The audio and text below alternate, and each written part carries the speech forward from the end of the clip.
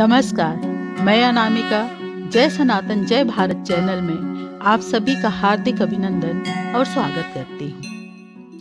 नवरात्र शुरू हो गए हैं। नवरात्र के पहले दिन का पाठ विधि और वीडियोस मैं पहले जय सनातन जय भारत चैनल में डाल चुकी हूँ। आज दूसरे दिन का वीडियो प्रस्तुत कर रही हूँ। दूसरा दिन माँ ब्रह्मचारिणी का दिन। माँ दुर्गा की 9 शक्तियों का दूसरा स्वरूप ब्रह्मचारिणी का है। यहाँ ब्रह्म शब्द का अर्थ तपस्या है। ब्रह्मचारिणी अर्थात तप की चारिणी, तप का आचरण करने वाली। ब्रह्मचारिणी देवी का स्वरूप पूर्ण ज्योतिर्मय एवं अत्यंत भव्य है। इनके दाहिने हाथ में जप की माला एवं बाएं हाथ में कमंडलू रहता है।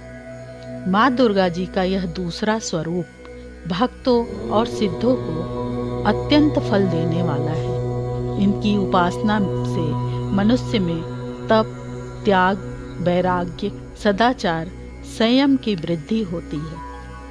दुर्गा पूजा के दूसरे दिन इन्हीं के स्वरूप की उपासना की जाती है। इस दिन साधक का मन स्वाधिष्ठान चक्र में स्थित होता है। इस चक्र में अवस्थित मन वाला योगी उनकी कृपा और भक्ति प्राप्त करता है। महर्षि मार्कंडेय जी बोले, भगवान सूर्य के पुत्र सावर्णी की उत्पत्ति की कथा को मैं विस्तार से कहता हूँ, आप ध्यान से सुनिए। सूर्य की स्त्री छाया से उत्पन्न सावर्णी जग जननी महामाया की कृपा से जैसे जैसे मनवंतर के अधिपति बने, वह विशिष्ट कथा सुनिए। प्राचीन काल में स्वारोचिष मनवंतर के चैत्रवंशी राजा सुरथ समस्त पृथ्वी के चक्रवर्ती राजा हुए। वे प्रजा का अपने पुत्रों की भांति पालन करते थे। यवन राजाओं से राजा सुरथ की शत्रुता हो गई।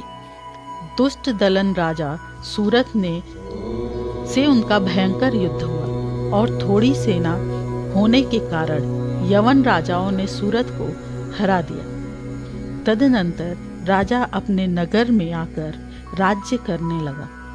जो भी अन्य शत्रु राजाओं ने राजा सूरथ पर चढ़ाई कर दी और नगर में भी दुराचारी मंत्रियों ने राजा का कोष, सैन्य तथा समस्त वस्तुएं छीन ली।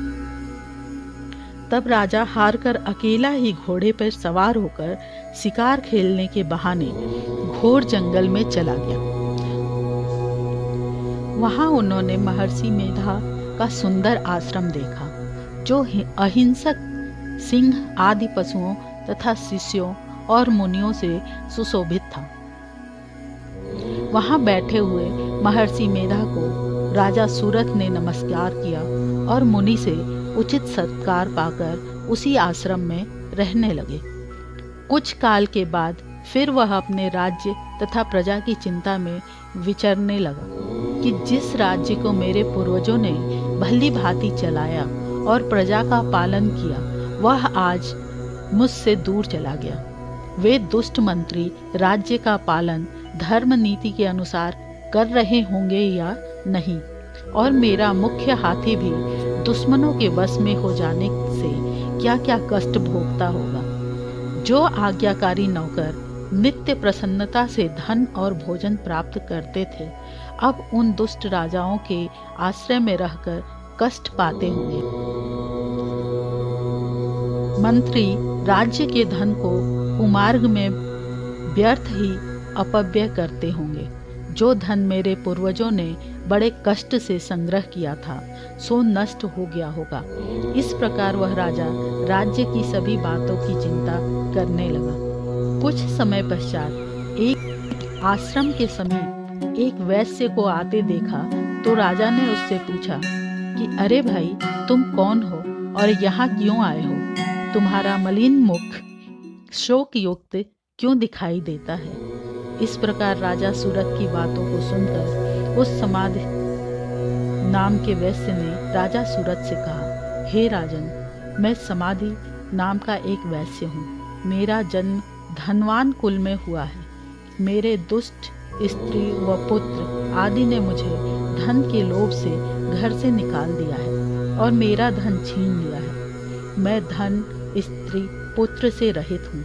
अब अकेला दुखी होकर इस वन में आया हूँ। मुझे अपनी स्त्री एवं बंधुओं का कुछ पता नहीं। मैं यहाँ रहने के कारण अपनी स्त्री, पुत्र तथा स्वजनों की परिस्थिति को नहीं जानता कि वे इस समय अपने स्थान पर सुखी हैं या दुखी। मैं यह भी नहीं जानता कि मेरे पुत्र सदाचारी हैं या व्यभिचारी। राजा बोले, जिन स्त्री पुत्रादि ने तेरी धन संपत्ति को छीन लिया है, फिर उन्हीं के स्नेह में तेरा मन क्यों जाता है? वैश्य बोला, आपने मेरे विषय में जो बातें कही वे वास्तव में सत्य हैं, परंतु मैं क्या करूं? चित्त में कठोरता उत्पन्न नहीं होती। जिन पुत्रादि ने धन के लोभ में आकर मुझे घर से निकाल दिया है, मेरा चित्त फिर भी उन्हीं में आसक्त होता है। मैं क्या करूं? इन स्वजनों के निर्मोही होने पर भी मेरे मन में उनके प्रति प्रेम है। मार्कंडेय ऋषि बोले, हे द्विजश्रेष्ठ। तत्पश्चात राजा सूरत और समाधि वैश्य दोनों मिलकर मेधा मुनि के समीप जाकर प्रणाम करके बैठ गए और मेधा ऋषि से कथा प्रसंग करने लगे। राजा बोला, हे भगवान, मैं आपसे एक बात पूछना चाहता हूँ, आप कृपा करके बताओ। हे महाराज, मेरा मन वश में नहीं है, इससे मुझे दुख है। गए हुए राज्य तथा अन्य सभी स्त्री पुत्र बांधवों की ममता मुझे अभी तक बनी हुई है। हे मुनि श्रेष्ठ, यह जानते हुए भी मेरा स्नेह उनसे अज्ञानियों की भांति विशेष बढ़ता जाता है और इस समाधि वैश्य को इनके पुत्र, स्त्री पुत्रादि ने त्याग दिया है तथा इसे घर से बाहर निकाल दिया है। यह भी उनमें अत्यंत आसक्त रहता है। इसी तरह हम दोनों बहुत दुखी हैं। हे महाभाग, उनके दोषों को जानते हुए भी हम दोनों का हृदय उनके प्रति ममता से आसक्त रहता है। इतना ज्ञान होते हुए भी ऐसी ममता क्यों है? हम दोनों को अज्ञानियों की भांति मूढ़ता क्यों उत्पन्न हो रही है? महर्षि मेधा ने कहा, समस्त जंतुओं को जानने योग्य ज्ञान होता है। हे महाभाग, सभी प्राणी पृथक पृथक होते हैं। कोई दिन में नहीं देखते तो कोई रात्रि में नहीं देखते और कोई दिन रात्रि में समान दृष्टि से देखते हैं। पुरुष ज्ञान युक्त है, यह सत्य है, इसमें संदेह नहीं। केवल इसमें ही नहीं, सभी पशु पक्षी मृगादि में भी मनुष्य की भांति ही ज्ञान होता है। यह स्थूल ज्ञान होता है। जैसे मनुष्य में आहार आदि की इच्छा उत्पन्न होती है, वैसे ही पशु पक्षी आदि में आहार विहार, निद्रा और मैथुन आदि की इच्छा उत्पन्न होती है। ज्ञान होने पर भी पक्षियों को तो देखो, भूखे होने पर भी ममता बस अपने बच्चों को चोंच में स्नेह से चुगा देकर प्रसन्न होते हैं। हे राजन, मनुष्य भी अपने पुत्र पौत्रों से इसी भांति बर्ताव करते हैं। वह पालन पोषण इस इच्छा से करते हैं कि जब हमारी वृद्धावस्था आएगी तब हमारा पालन पोषण वे करेंगे। क्या तुम यह नहीं देखते कि पुत्रादि उनका भरण पोषण न भी करें तो भी माता पिता तो करते ही हैं, क्योंकि विश्व की स्थिति को रखने वाली महामाया के प्रभाव से वे मोह के गड्ढे में डाल दिए गए हैं। इसमें कोई आश्चर्य नहीं है, क्योंकि यह भगवान विष्णु की योग निद्रा है, जिससे संसार मोहित हो जाता है। यही भगवान की महामाया है। यही भगवती देवी बड़े बड़े ज्ञानियों के चित्त को जबरदस्ती खींचकर मोह में डाल देती हैं। इस देवी ने ही चराचर विश्व को उत्पन्न किया है और यह देवी प्रसन्न होकर भक्तों को वरदान देती हैं, जिससे मुक्ति मिलती है। वही मुक्ति की परम हेतु सनातनी ब्रह्म ज्ञान स्वरूपा विद्या है। राजा बोले, हे भगवान, आप जिसे महामाया कहते हैं वह कौन सी देवी हैं? वह देवी कैसे उत्पन्न हुई और उनका कार्य क्या है, उनका स्वभाव, स्वरूप, उत्पत्ति आदि के विषय में भी सुनना चाहता हूँ। सो आप सभी वृत्तांत मुझे सुनाइए। ऋषि ने कहा, वह देवी नित्य हैं और चराचर में व्याप्त हैं, तथापि उनकी उत्पत्ति अनेक भांति से है। उस कथा को तुम मुझसे सुनो। यह भगवती देवताओं के कार्य सिद्धि के लिए उत्पन्न होती हैं और अजन्मा होकर भी उत्पन्ना कहलाती हैं। जब भगवान विष्णु विश्व को त्याग अनंत में जल ही जल करके योग निद्रा में शेष शैया पर शयन कर रहे थे, उस समय विख्यात मधु और कैटभ नामक दो घोर असुर भगवान विष्णु के कान की मैल से पैदा होकर ब्रह्मा जी को मारने को तैयार हुए। ब्रह्मा जी विष्णु भगवान के नाभि कमल पर स्थित थे।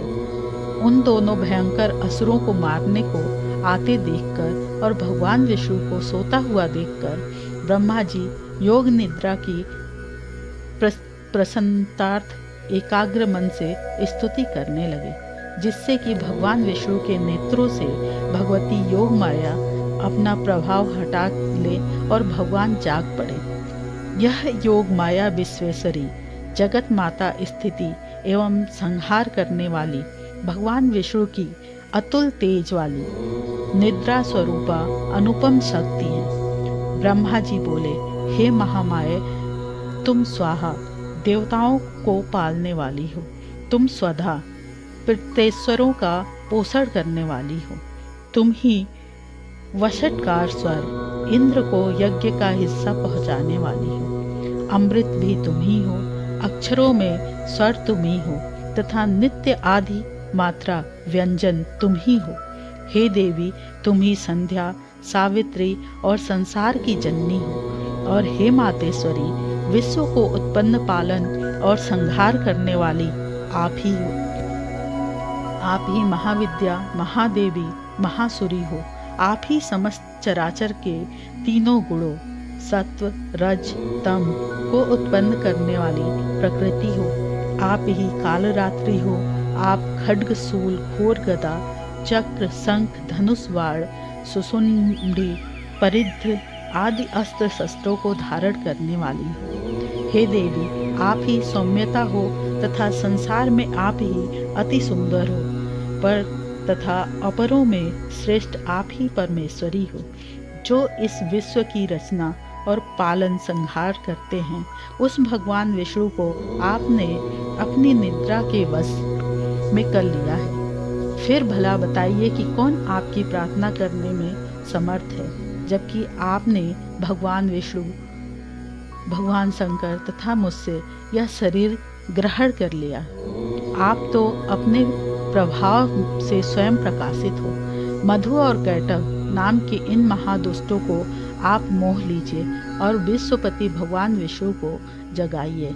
इन दोनों महाअसुरों का संहार करने के लिए भगवान को बुद्धि दीजिए। ऋषि बोले, इस प्रकार जब ब्रह्मा जी ने मधु और कैटभ असुरों के संहार के लिए तथा भगवान विष्णु को जगाने के लिए तामसी देवी की प्रार्थना की, तो उसी समय भगवान विष्णु के नयन, मुख, नाक, भुजा, हृदय और वक्ष स्थल से निकलकर अव्यक्त योग माया उपस्थित हो गई और योग निद्रा से भगवान जाग गए। उसके पश्चात भगवान विष्णु ने उन पराक्रमी वीर्यवान मधु और कैटभ असुरों को देखा, जिनकी ब्रह्मा जी को खाने के लिए आंखें लाल हो रही थी। तब भगवान विष्णु ने शेष शैया से उठकर उन असुरों के 5000 वर्ष तक बाहु युद्ध किया। अति बलशाली महा उन्मत्त दोनों असुरों को महामाया ने मोहित कर रखा था। अतः दुष्टों ने भगवान से कहा कि आप हमसे वरदान मांगो। भगवान ने कहा, यदि तुम मुझ पर प्रसन्न हो तो मेरे हाथों तुम्हारी मृत्यु हो। मैं तो केवल यही वर चाहता हूँ। ऋषि ने कहा, इस भांति जब भगवान ने उनसे वरदान ले लिया तो वे भगवान से कहने लगे कि हमें सर्वत्र जल ही जल दिखाई देता है, इसलिए हे भगवान, हमारा वध उस स्थान पर कीजिए जिस जगह पर पानी न हो। ऋषि मेधा ने कहा, तब भगवान विष्णु ने शंख, चक्र और गदा धारण किए और उनसे तथास्तु कहा और दोनों के सिर अपनी जांघों पर रखकर चक्रम से काट दिए। इस प्रकार इस महामाया देवी श्री ब्रह्मा जी की प्रार्थना करने पर स्वयं उत्पन्न हुई हैं। हे राजन, मैं अब इनके प्रभाव को बताता हूँ, आप ध्यान पूर्वक सुनिए।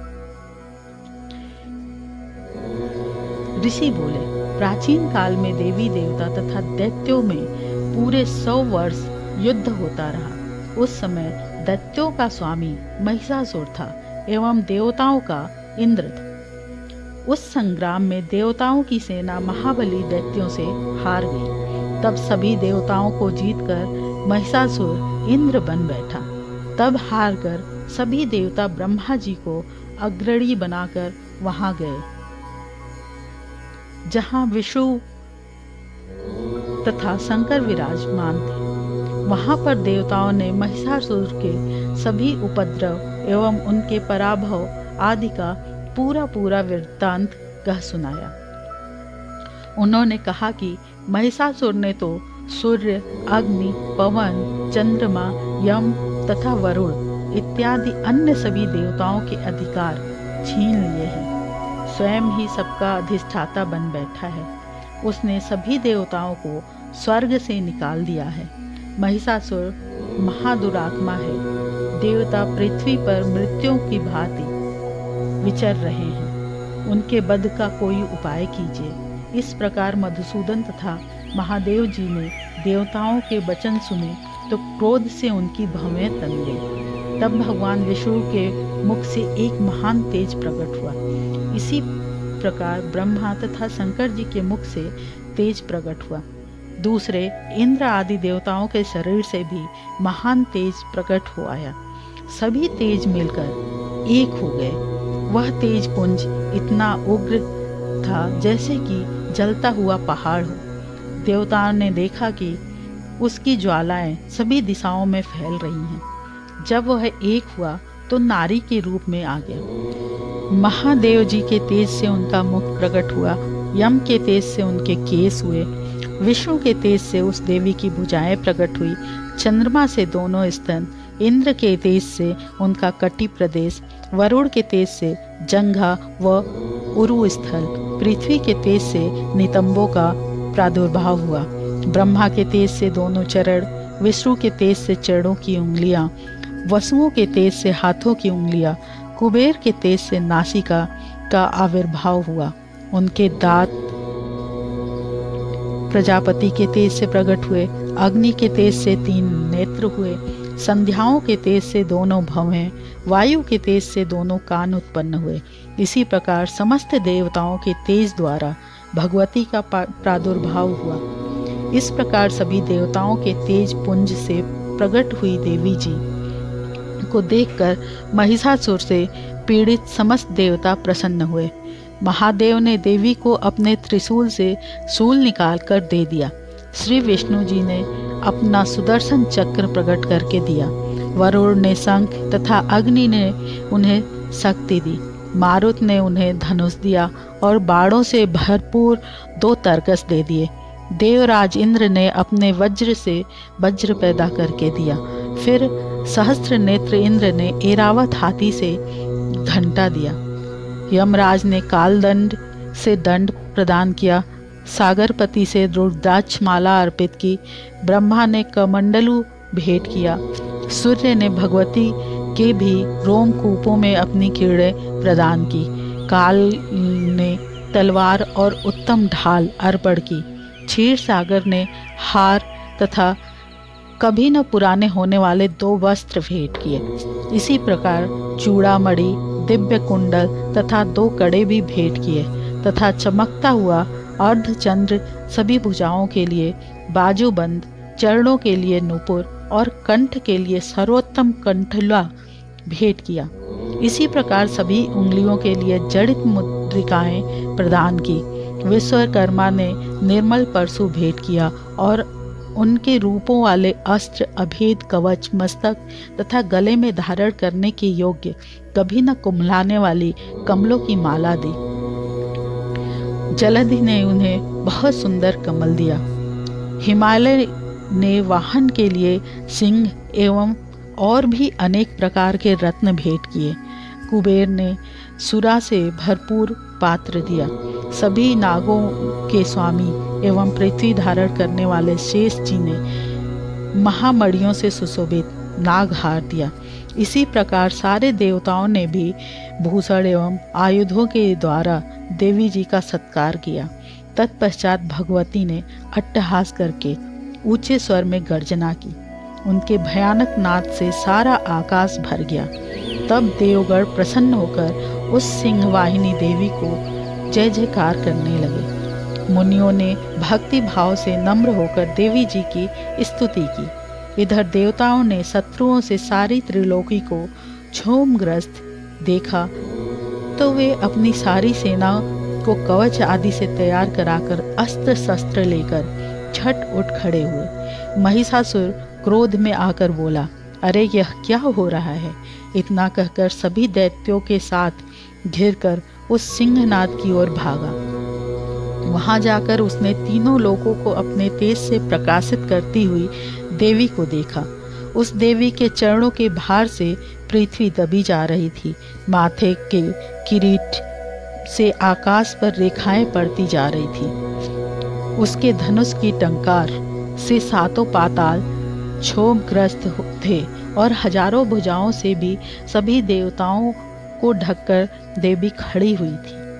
देवी के साथ उन दैत्यों का युद्ध आरंभ हो गया। नाना प्रकार के अस्त्र शस्त्रों के प्रहार से दसों दिशाएं भर गई। महिषासुर का सेनापति उस समय चिक्षुर नाम का एक महान दैत्य था। देवी जी के साथ उसी का युद्ध होने लगा। इसी प्रकार अन्य दैत्यों को तथा चतुरंगिनी सेना को साथ लेकर चामर भी युद्ध करने लगा।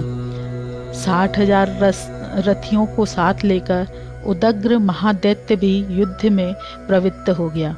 महाहनु दैत्य 5 करोड़ रथियों के साथ युद्ध में आ गया।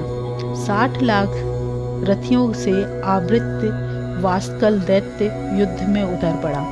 परिवारित दैत्य हाथी एवं घोड़ों के अनेकों